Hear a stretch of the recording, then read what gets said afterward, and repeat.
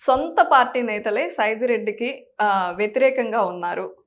ఖచ్చితంగా వాళ్ళు వ్యతిరేకంగా పనిచేస్తారు అని చాలామంది మాట్లాడుతున్నారు. వాళ్ళందరి మద్దతు కూడగట్టడంలో ఎంతవరకు సక్సెస్ అయ్యారు మీరు? అంటే ఇప్పుడు ఆల్మోస్ట్ హ్మ్. అందరూ గూడా ఈరోజు బీజేపీకి అందరూ గూడా ఒక రకమైన ఆశతో ఉన్నారు. హ్మ్. బీజేపీ గెలవబోతా ఉంది. హ్మ్. ఒక్కసారి రేపు ఎంపీగా బీజేపీ గెలిస్తే హ్మ్. రేపు సర్పంచులు గెలిపించుకుంటాం, ఎంపీటీసీలు గెలిపించుకుంటాం, ఎంపీపీలు గెలిపించుకుంటాం, జెడ్పీటీసీలు గెలిపించుకుంటాం హ్మ్. అనే ఆశ ఈరోజు కింద నుంచి పైదాకుంది. హ్మ్. అందుకని ఇంకోటి బీజేపీలో ఏంటంటే సిద్ధాంతాల పార్టీ.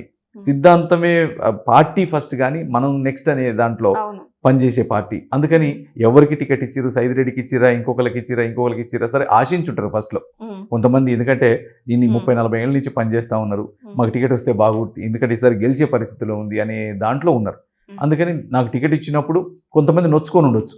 ఏమని అయ్యో మేము ఇన్నాళ్ళు పని చేసినాం మాకు టికెట్ రాలేదే అని. కానీ ఈరోజు ఆ పరిస్థితి లేదు.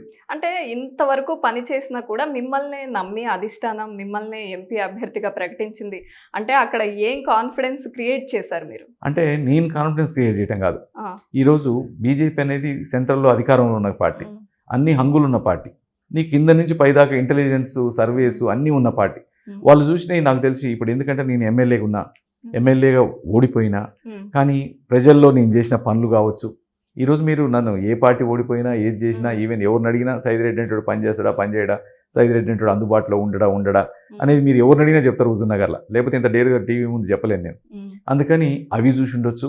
నెక్స్ట్ ఇంకోటి ఆహ్, ఎడ్యుకేషన్ అయితేంది, సిద్ధాంతపరంగా అయితేంది, జనాలకు దగ్గరగా ఉండటం అయితేంది, పని చేస్తాం అనుకోవచ్చు. నీకు బీజేపీ సిద్ధాంతాలకు దగ్గరుండనుకోవచ్చు. దాంతో పాటు ఒక కొత్త ఫేస్. నీకు తెలిసిన ఫేస్ ఆల్రెడీ. ఎందుకంటే నేను బై ఎలక్షన్‌లో గెలిచిన దాదాపు నల్గొండ మొత్తం నా పేరు తెలిసినోడిని. నల్గొండలో పరిచయాలున్నోడిని.